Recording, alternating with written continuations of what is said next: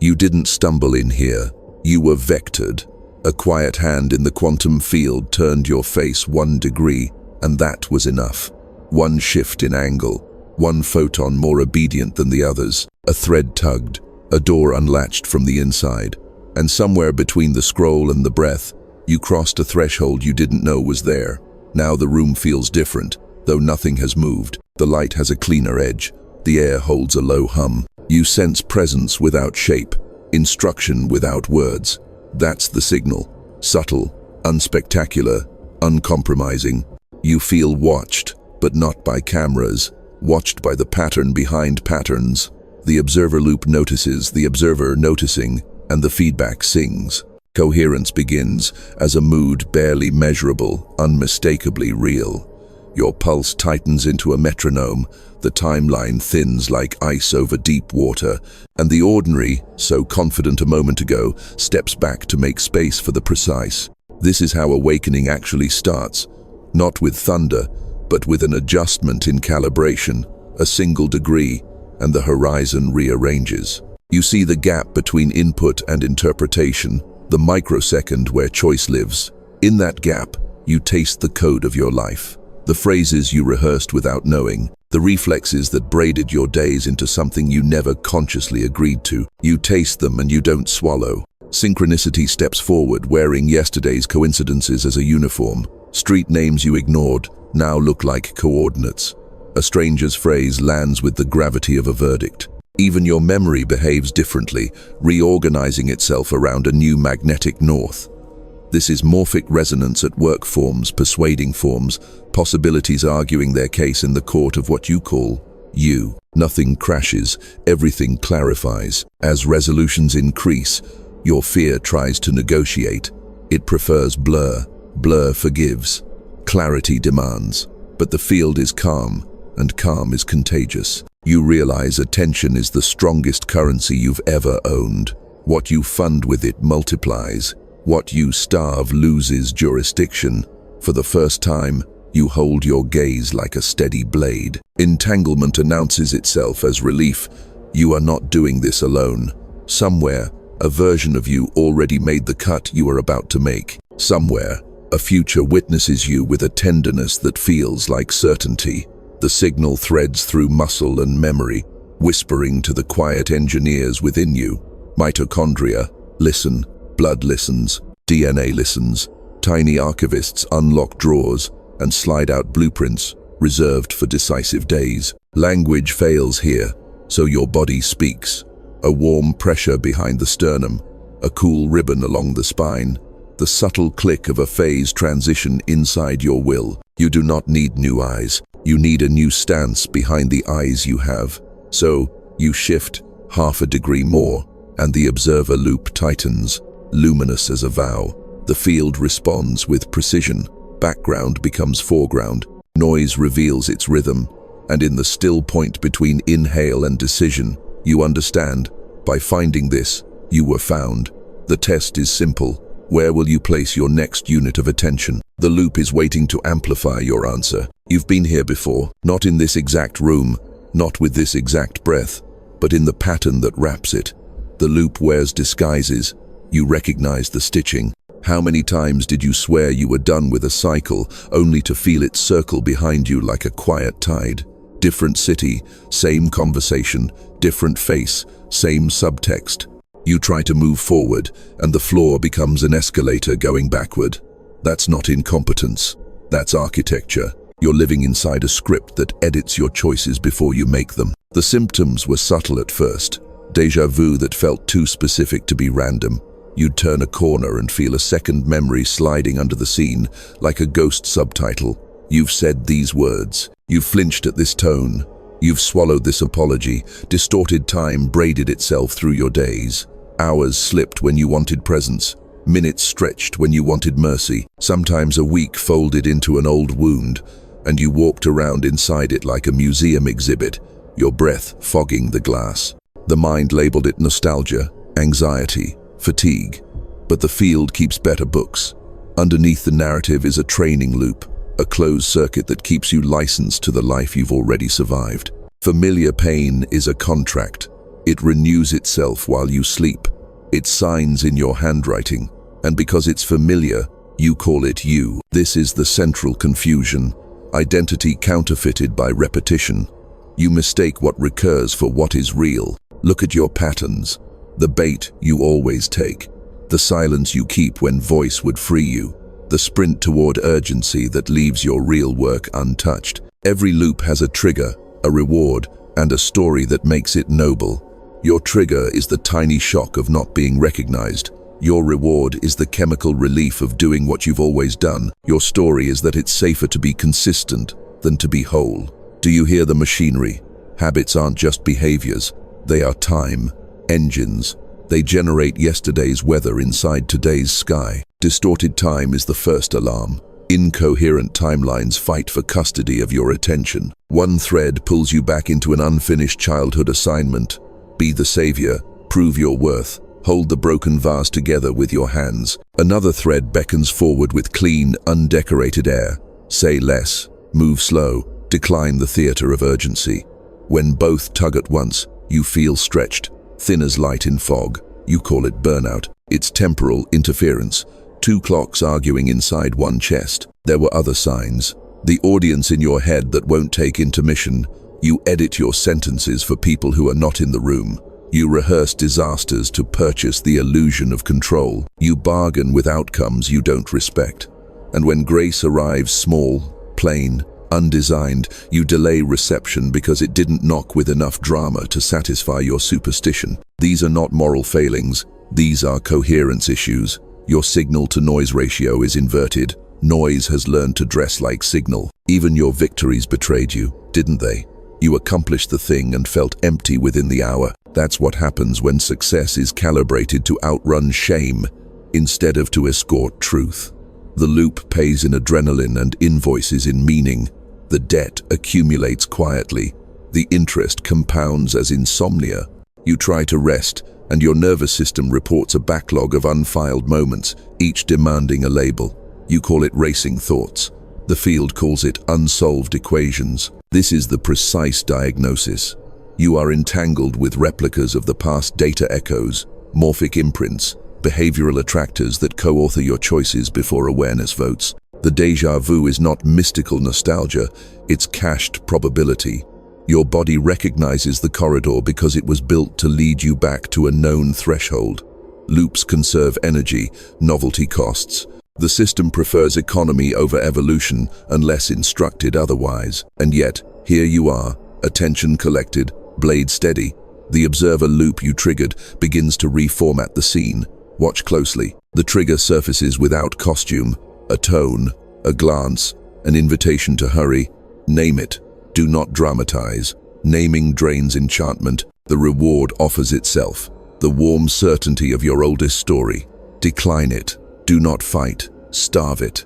The story begins to speak its creed. Be the predictable shape, and you'll be safe. Ask one question. Safe for whom? You feel the air pressure change. Time stops smearing. It resolves into frames you can choose between. The escalator going backward pauses mid-step. That brief stillness you taste is the birth of coherence. The loop doesn't vanish. It loses authority, and without authority, it can't invoice you anymore. This is the beginning of time, repair when the present stops collapsing into the past and starts opening into the unmodeled. Hold your gaze. The field is listening for your updated command. Upgrades don't arrive as thunder, they arrive as permissions. You grant one now, not with words, but with posture. Your chin lowers half a degree. Your breath widens sideways into the ribs. You step out of the performance of urgency and into the arithmetic of presence. The field notes the change, recalibrates your access, and routes a higher bandwidth through the same ordinary day. You don't chase energy. You hold form, and energy chooses you. Begin with a simple law. Attention collapses ambiguity into instruction. What you look at learns how to behave. You've been tutoring your reality without realizing it, reinforcing the oldest syllabus: fear, speed, repetition. Today, you change curricula. You will teach the room how to respond to you by refusing to bargain with noise. You will not punish yourself with multitasking.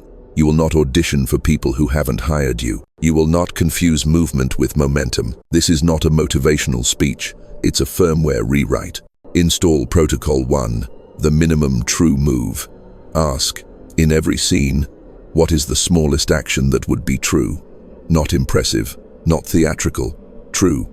Send the email, not the essay.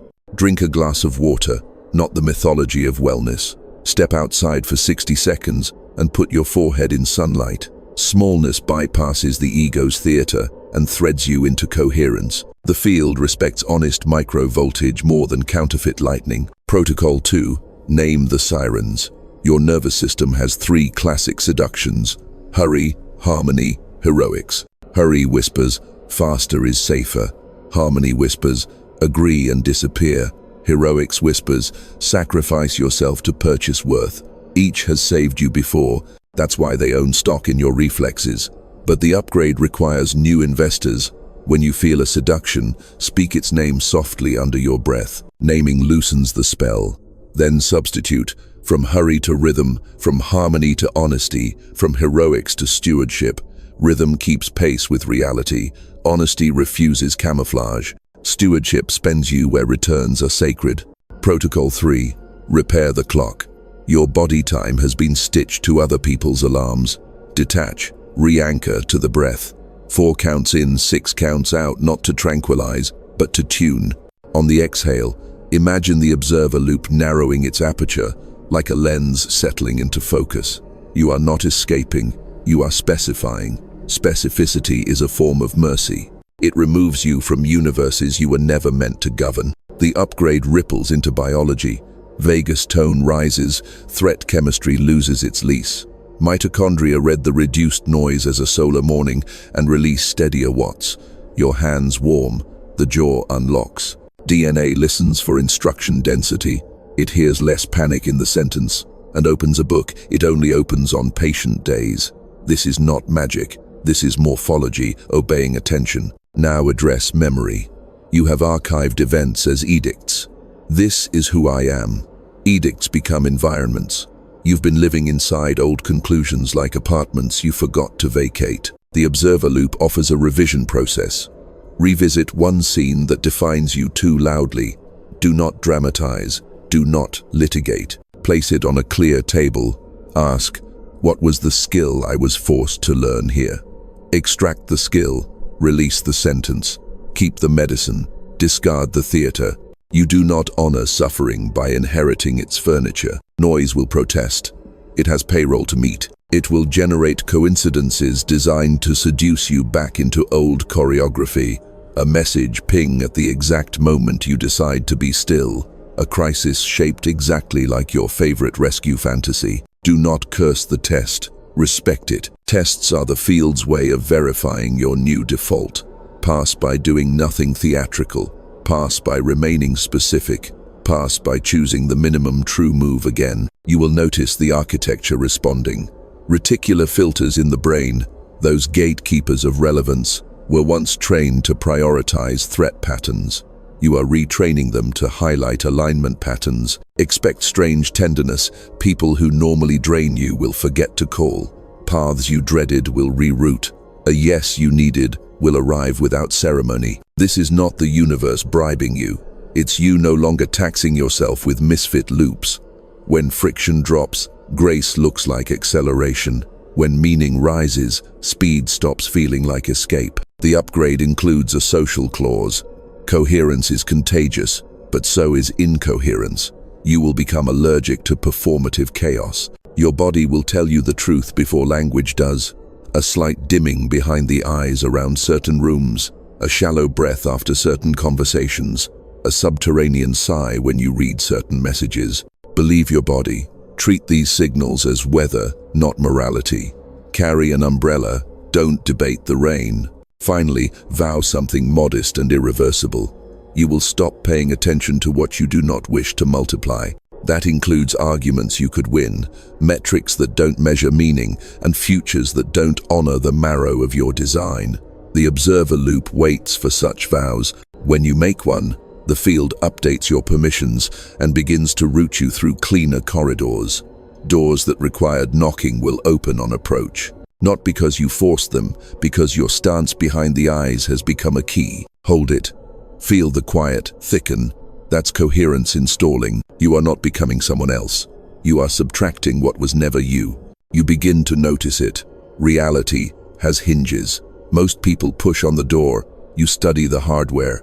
Engineering the field is not domination. It's design literacy. You stop trying to overpower scenes and start specifying constraints. The quantum doesn't reward force. It rewards clarity. So you become clear in measurable ways. First, you define edges. Every loop you exit must be replaced with a boundary, or it will regrow with a new costume. Boundary is not a wall, it is a wavelength permit.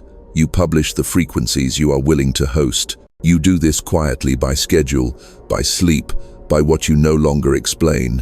Explanation was your camouflage. You retire it. The field reads reduction in justification as an increase in signal integrity and routes different probabilities accordingly. Second, you alter affordances. An affordance is what an environment invites you to do. Your phone on the desk invites reach. Off the desk, it invites stillness. The same is true for your conversations, your rooms, your browser tabs, your friendships. You curate affordances like a sound engineer curates frequencies. Remove the objects that invite the loops. Add objects that invite coherence. A glass of water within reach. The open document that matters. A single quiet surface with nothing asking to be managed. You are not becoming minimalist. You are becoming precise. Third, you change the compiler. The predictive brain compiles the world from priors Bayesian, habitual, stingy. When the compiler expects threat, it renders threat even in the absence of it. You have been living inside that rendering. Now you feed the compiler different training data, repeated exposures to unhurried outcomes, elegant refusals that do not produce exile, honest pauses that do not summon disaster. At first the compiler resists, labeling safety as suspicious, but repetition persuades. Priors update. The world brightens not because the photons changed, but because your renderer did. Fourth, you establish coherence rituals that are too small to fail. 90 seconds of deliberate breath before speaking in rooms that used to claim you. 1 page of longhand when static gathers behind the eyes. Sun on eyelids at the same hour daily to teach the clock who leads. A 3-question audit at thresholds. What is true, what is mine, what is enough? These rituals are not aesthetics. They are timing circuits. They teach your nervous system to prefer reality over theater. Fifth, you tune relational physics. In every system there are energy producers, energy neutrals, and energy predators. You don't label people, you measure patterns. Producers leave you more resourced and more honest. Neutrals leave you unchanged. They're fine in small doses. Predators reward your self-erasure and invoice you later. Engineering the field means quietly reallocating your hours, no announcements, no verdicts. You shift from rescuing to resourcing, from promising to proving, from emergency to cadence. The social graph reorganizes itself without spectacle. Respect it. Sixth, you practice non-reactive specificity. Reactivity is how loops hitchhike. Specificity is how they fall off. Instead of, "This always happens," you say, "This tone invites me to hurry, I decline." Instead of, "You never respect me," you say, "I will answer when I can give a real answer." Language is circuitry.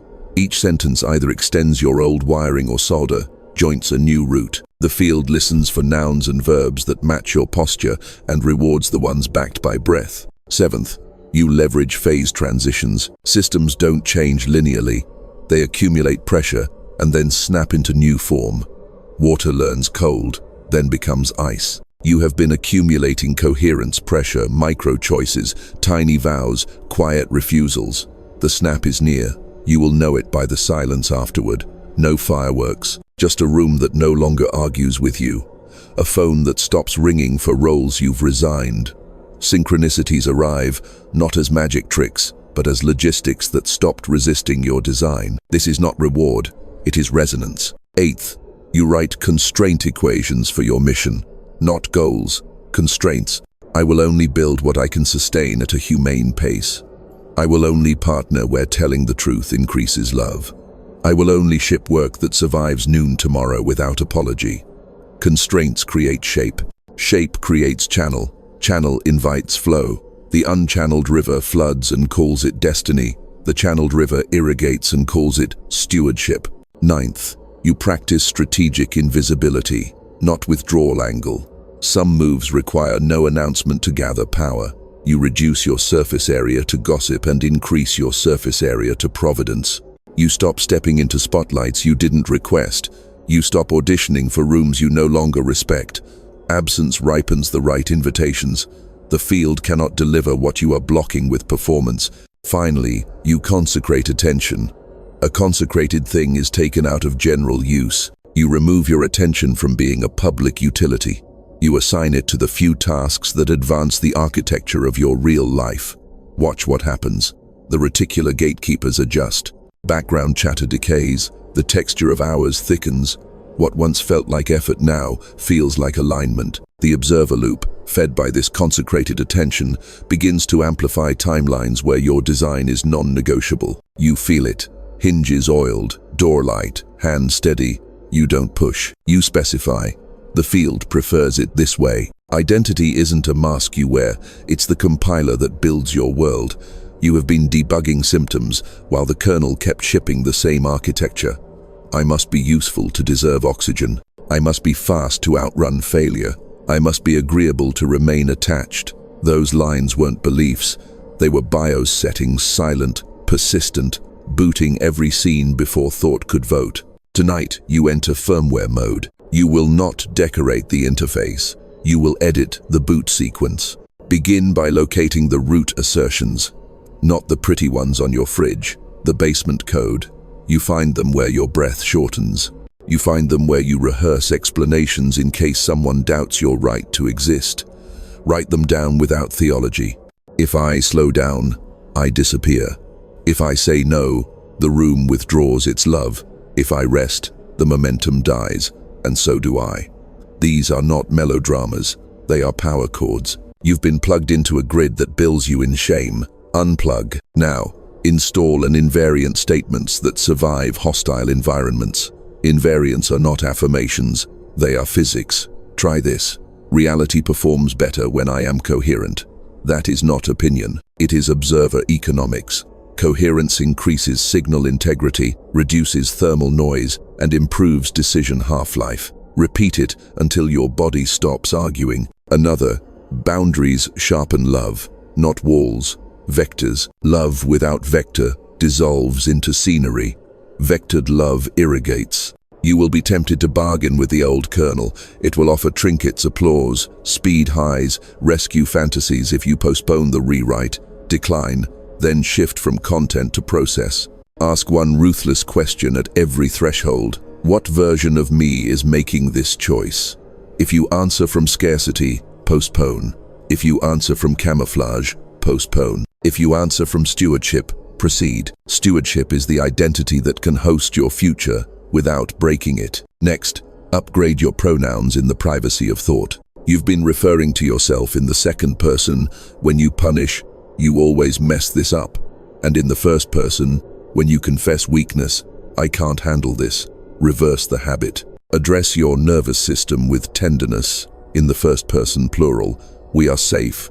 We can take one clean step to recruit the body as ally. Address your patterns with the cold second person. You do not run the room anymore. Language routes voltage. Proper routing changes behavior without ceremony. Memory will test you. It prefers the certainty of tragedy over the unfamiliarity of peace. You do not fight memory. You index it differently. For each landmark wound, craft an identity derivative. The skill extracted, the vow you upgraded, the talent it inadvertently forged. From that loss, I learned precision in love. From that betrayal, I learned to vet for integrity, not charisma. From that scarcity, I learned long horizons. These derivatives are not spin, they are instruments. When the old scene plays, you reach for the instrument, play it, the soundtrack changes. Biology joins the rewrite. The body obeys ratios. Increase the ratio of clean inputs to reactive ones, and the autonomic system revises its priors. Food that doesn't lie. light in the morning, stillness that isn't punishment, intervals of deep work that end before exhaustion, sleep that you guard like state secrets. This is not wellness theater, it is kernel hygiene. High entropy in the body leaks into cognition as catastrophic thinking. Reduce entropy, and prophecy stops sounding like fear and starts sounding like design. Entanglement assists. You are not an island of willpower. Across the field, allied minds are making parallel moves, quitting performative urgency, telling the quiet truth, refusing to worship metrics. Morphic resonance says form begets form. When enough of you hold a clean stance, probability bends. You will feel it as sudden ease where resistance lived for years. You will mistake it for luck. Call it what it is. Collective coherence, generating a new attractor basin. Install a selection rule. I partner only where my clarity multiplies. It applies to projects, friendships, contracts, inner narratives. If the connection requires you to blur, it is a tax disguised as an opportunity. If it invites sharper speech, slower pace, cleaner math, it's a channel. Channels carry rivers without flooding villages. Floods make headlines. Channels make harvests. You are not here for headlines. Finally, encode a non-negotiable. You will not measure your worth in urgency minutes. You will measure it in fidelity to design. Fidelity looks like small, repeatable excellence. The email you send that plants a clean flag. The meeting you exit when it degenerates into theater. The feature you ship that still reads true at noon tomorrow. Systems trust what repeats. Let repetition sanctify you. You feel the kernel sealing cool, precise, almost impersonal. That's good. Identity should be a quiet engine, not a circus. The next time an old loop knocks, it will find you unavailable not because you hid, but because you changed addresses. The new compiler boots in 3 words. Presence before pressure. With that sequence, your reality begins to render differently, edges crisp, colors honest, timing exact. The observer loop tightens, the room consents, and the life that recognizes you steps forward without applause. Stability isn't the absence of weather, it's the architecture that doesn't negotiate with storms. You don't pray for a quiet sky anymore. You design for load. The field respects this. It begins to test your welds not to humiliate you, but to certify you. Certification looks like familiar chaos, returning in upgraded costumes. A crisis perfectly timed to collide with your deep work. A message laced with bait. An invitation engineered to flatter the old kernel. You feel the tug. You don't mistake it for destiny this time. You read it as calibration. Start with the physics. Every system contains latent oscillations. When you change a parameter pace, boundary, mission constraint, the system rings. The ringing is not failure. It's the echo of the old attractor basin releasing you. Your job is not to silence the ring. Your job is to dampen it. Damping happens through consistent, small actions that absorb vibrational excess. You return to the minimum true move. You keep cadence when the room begs for spectacle. You answer late on purpose to teach your nervous system that urgency isn't oxygen. Define your 3 anchors, not principles anchors. You can grip them with cold hands at 3 a.m.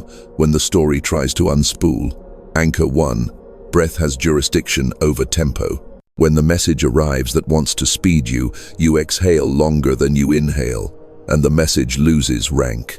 Anchor 2.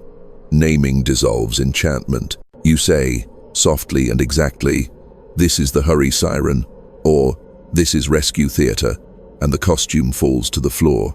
Anchor 3. The present scene is never an emergency unless blood or fire is involved. Everything else is theater. You do not fund theater. You will notice that people who relied on your previous elasticity may escalate their tactics. Not because they are villains, because systems prefer homeostasis, and you were the thermostat they could reach. When escalation arrives, do not counter-escalate. Reduce surface area, fewer words, slower words. Deadlines you didn't agree to are not real. Frames that erase your dignity are not real. Apologies you don't owe are not real. Reality, as you now practice it, is measured by coherence, not by volume. You answer from stewardship, or you don't answer at all. Stabilization requires a ritual of return. Choose one movement that reboots presence in under 2 minutes. Palms on the table, feel the grain. Eyes on a distant horizontal line to reset vestibular truth. One line written by hand, what is mine now? These are not quaint tricks, they are vestibular and proprioceptive commands to the compiler. When the body knows where it is, the mind stops inventing catastrophes to feel alive. Time will try to distort again. Pressure compresses frames until you think you have only one move left, the old move. Expand the frame by adding a third option that costs you nothing. Wait. Waiting is not avoidance when it is chosen. Waiting lets probability distribute. Signal rises. False urgency decays. In the space created, you'll feel a quieter path appear, smaller, cleaner, less theatrical, with better downstream math. That path was always present. Panic rendered it invisible. Expect the test of near wins. A door will open that matches your shape at 80%. In the past, you took it because 80% felt like mercy. Now you measure the cost of the missing 20%. Does it tax your voice, your pace, your ability to tell the truth at noon tomorrow? If yes, you decline with reverence. Declining is not ingratitude, it is engineering. You're building a channel, not chasing a flood. Biology continues its apprenticeship. When adrenaline spikes, you don't demonize it, you distribute it. Walk until your calves warm. Humming low in the throat cues the vagus nerve. The heart rate drops without drama. Drink water like you're rinsing static out of the wires. Eat steady food that doesn't negotiate with your blood sugar. Sleep as doctrine, not reward. The system stabilizes when the body trusts you not to trade its chemistry for applause. You will need a policy for judgment. As coherence grows, you may feel contempt for your old self, or for those still orbiting chaos. Contempt is just shame with sharper teeth. It fractures the signal. Replace contempt with classification. Different phase state. That's all. Ice doesn't hate water. It just holds form. When asked for help, you offer pattern, not rescue. Rescue purchases worship. Pattern purchases freedom. Freedom scales. Keep an audit of your speech. Under pressure, language is the first to betray you. Watch for absolutists. Always, never. For fortune-telling. This will ruin everything. For self-erasure, camouflaged as empathy. It's fine, I don't matter. Replace with non-reactive specifics. I can deliver X by Y. I'm not available for that frame. I need silence to do work that survives tomorrow. Each sentence is a beam-bearing load. Choose lumber that doesn't warp in heat. Synchronicity will re-enter not as confetti, but as logistics that stop resisting. The email lands the hour you finally stop begging for it. The collaborator appears the day you enforce the constraint that would have scared them away last year. That is not magic. That is you ceasing to jam the signal with incompatible vows. Stabilization makes you legible to the future that has been circling without a landing strip. Finally, ritualize gratitude in a way that doesn't soften your edges. Gratitude isn't compliance, it's calibration. You mark the smallest clean win, a conversation that stayed honest, a meeting that ended on time, a refusal that cost nothing sacred, and you say, more of this. The field is literal. It roots more of what you bless. Bless coherence, bless boundaries, bless the quiet that replaced spectacle. The weather continues, you remain. Load increases, form holds. You don't need the sky to change to walk the road. You designed the road to carry the weight. The observer loop confirms. Certification, the ring fades, the structure hums, and the scene begins to prefer you. Choice has never been moral theater. It has always been wave mechanics. You feel this now, timelines grazing your skin like tall grass. Each one a vector of consequences humming with its own weather. Selection isn't fortune-telling, it's fidelity. The observer loop does not grant you infinite outcomes. It grants you a precise set whose probabilities surge when your stance is coherent. You stop trying to manifest extravagance and start specifying alignment. Extravagance requiert spectacle. Alignement requires accuracy. Begin with sensory truth. Each option carries a signature in the body before it writes a paragraph in the mind. Door A. A slight tightening behind the eyes. A glitter of approval from people who rent your worth by the hour. A promise of speed that smells like burnout reheated. Door B. Less applause, more oxygen. The calendar looks plainer and more humane. The voice in your chest becomes audible again. You've been trained to choose the door that flatters the old kernel. Now you choose the door that stabilizes signal. The field routes accordingly. Timelines are not metaphors, they are attractor basins in state space. When you pledge attention, you add mass to the basin. Enough mass, and reality rolls there by default. This is why just looking is not harmless. You stop grazing on futures you don't intend to feed. Doom scrolling is not information. It is tithing to a church that despises your calm.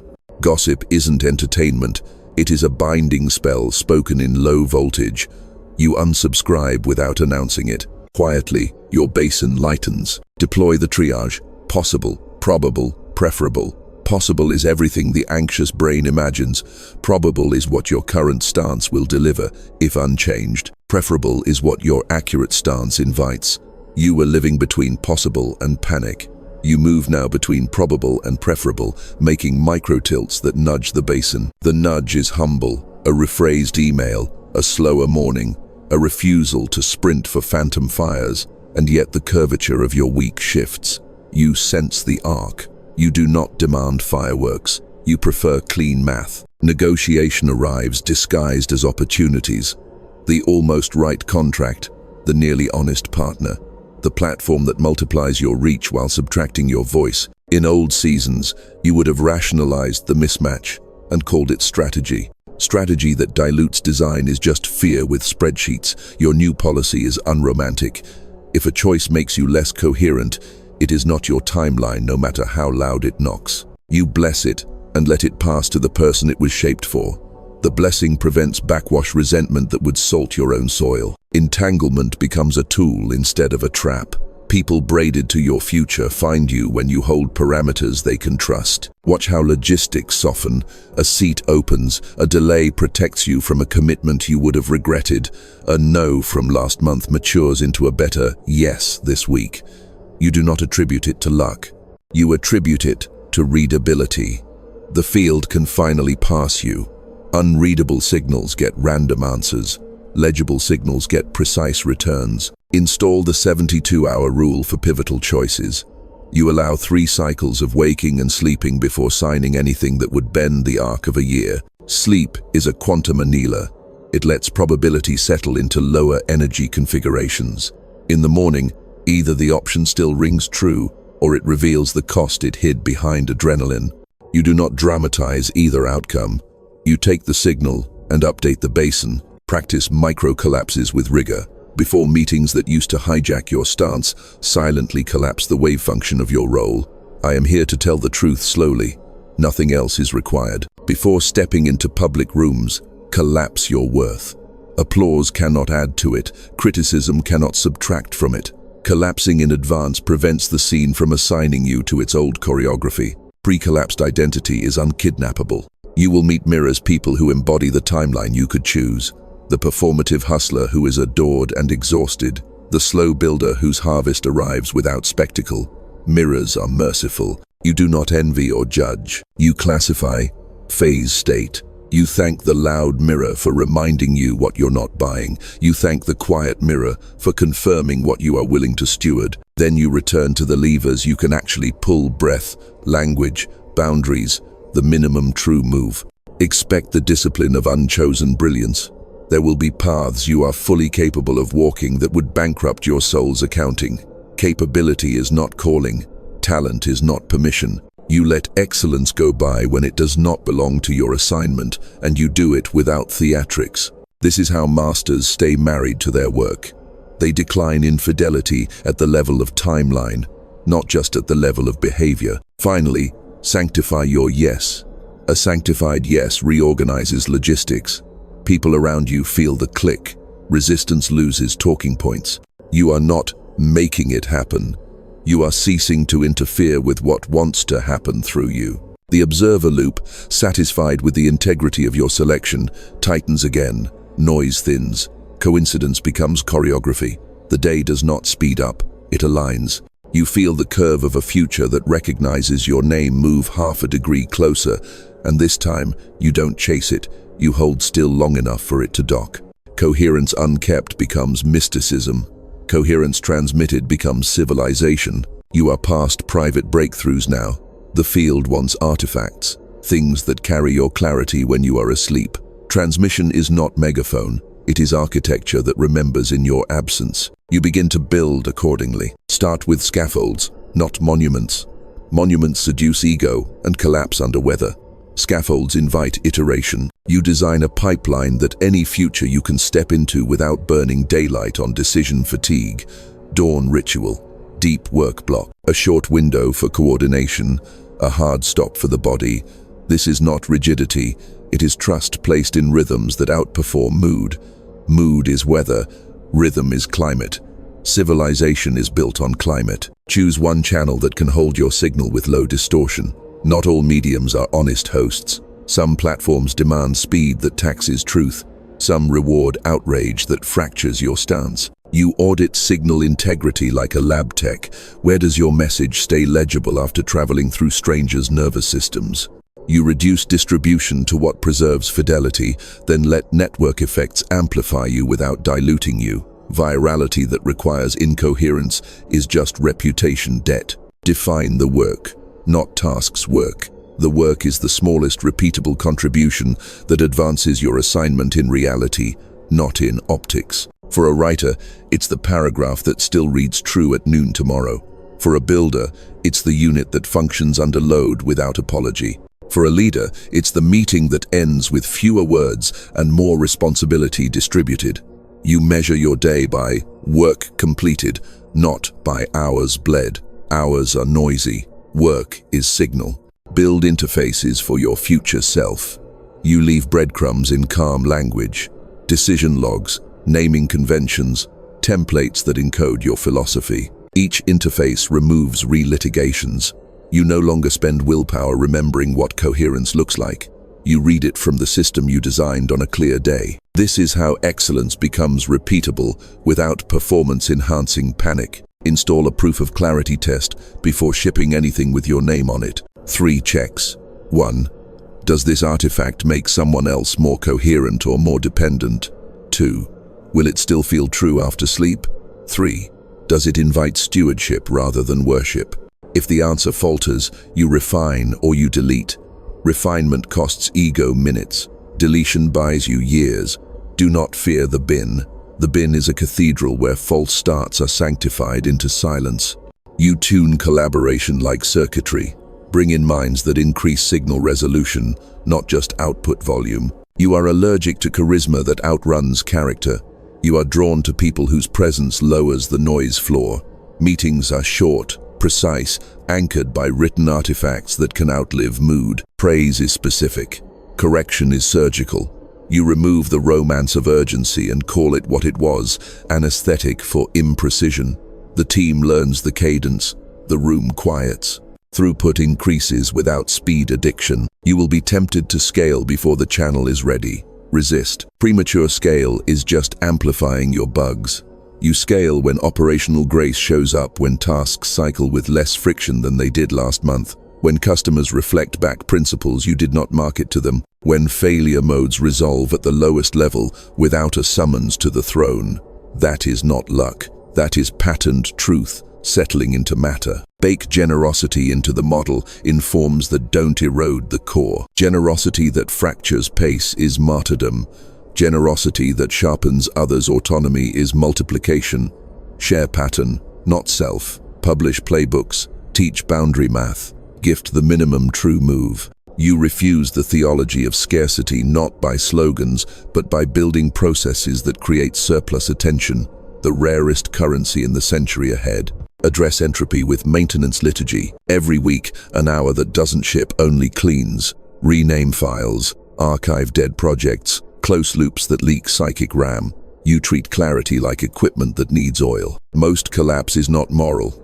It's maintenance neglected until chaos masquerades as fate. You stop romanticizing preventable fires. Write a doctrine of thresholds, what must be true before you say yes to a partnership, a product, a platform. Publish it to yourself where you make choices. Doctrine removes debate in hot rooms. It protects the work from your temporary hunger. Hunger is not evil.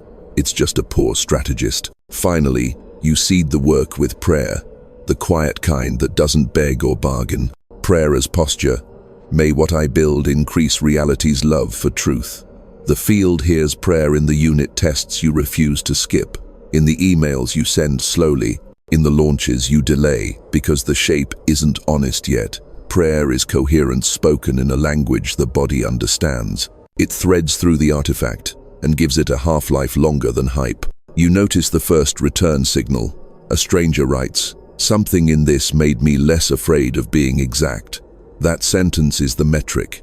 Subscribers are weather. This is climate. And climate, stewarded long enough, becomes culture, the only miracle that survives noon tomorrow. You don't chase outcomes anymore. You alter gravity. The shift is nearly invisible from the outside.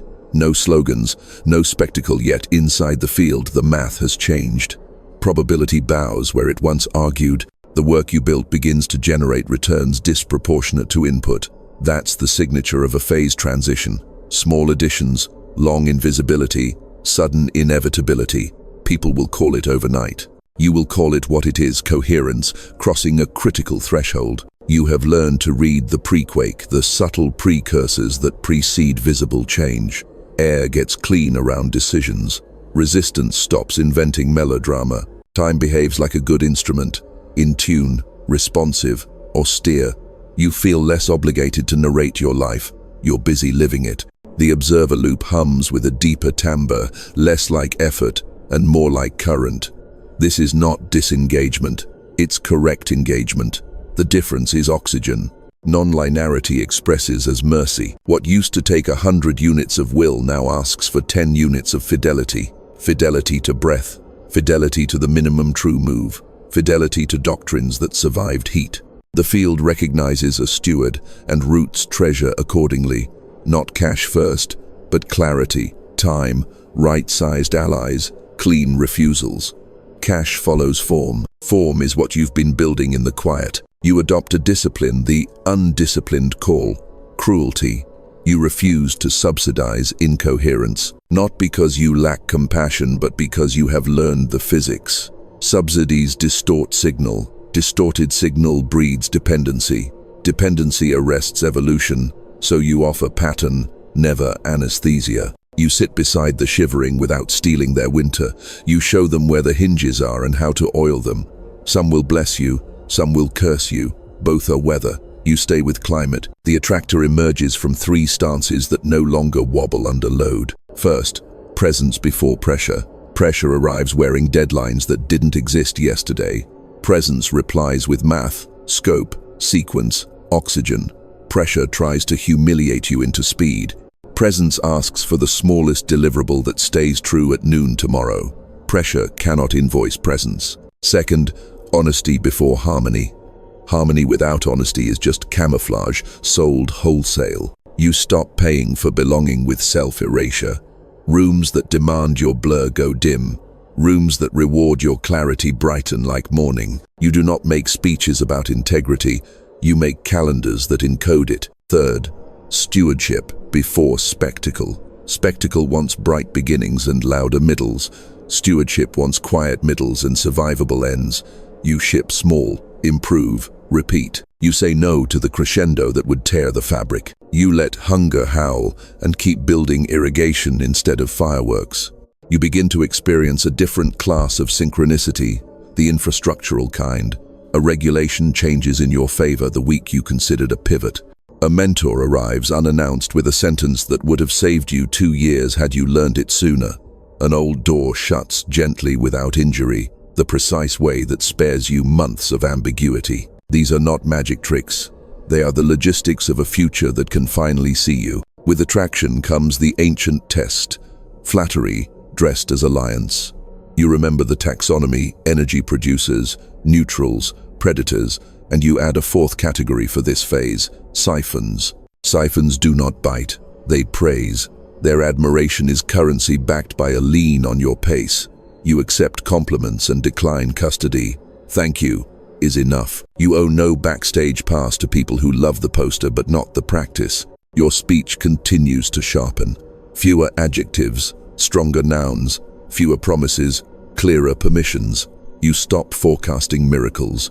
You name what you can guarantee, effort that repeats, refusal to rush the shape, truth spoken slower than the room wants and faster than the lie prefers.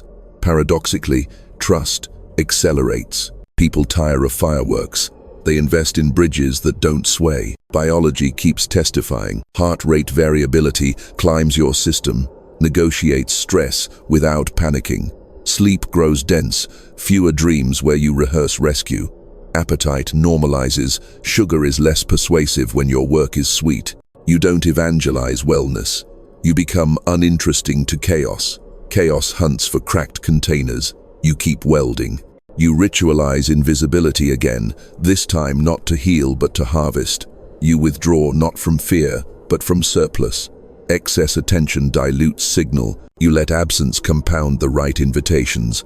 A counterintuitive peace settles. You can go slower now without losing ground because the ground moves with you. The tractor beam has flipped. You are not pushing the boulder. The slope has changed. Then the breakthrough lands, not as a trumpet, but as administrative ease. The hardest parts become paperwork.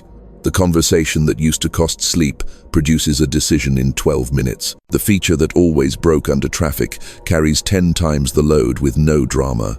The negotiation ends with terms that protect the work instead of dressing it for sale. You mark the day, quietly. No victory lap, just gratitude precise enough to be instructive. More of this.